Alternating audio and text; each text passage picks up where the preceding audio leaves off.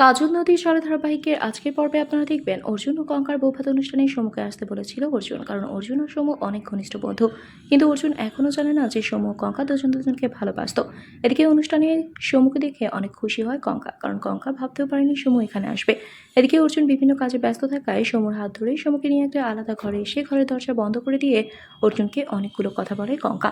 এদিকে কঙ্কাকে কোথাও দেখতে না পেয়ে অর্জুনের কাকা একটা আলাদা ঘরে কঙ্কা ও সমুর কথা শুনে কান পেতে তাদের দুজনের সব কথা শুনে ঘরের ভেতরে গিয়ে সমুর জামার কলার ধরে সমুকে টানতে টানতে সকলের সামনে নিয়ে আসে অর্জুনের কাকা। তারপর তাদের দুজনের মধ্যে যা যা কথাবার্তা হয়েছিল সকলের সামনে সেগুলো বললে সবকিছু শুনে অর্জুন বিশ্বাসই করতে পারছে না।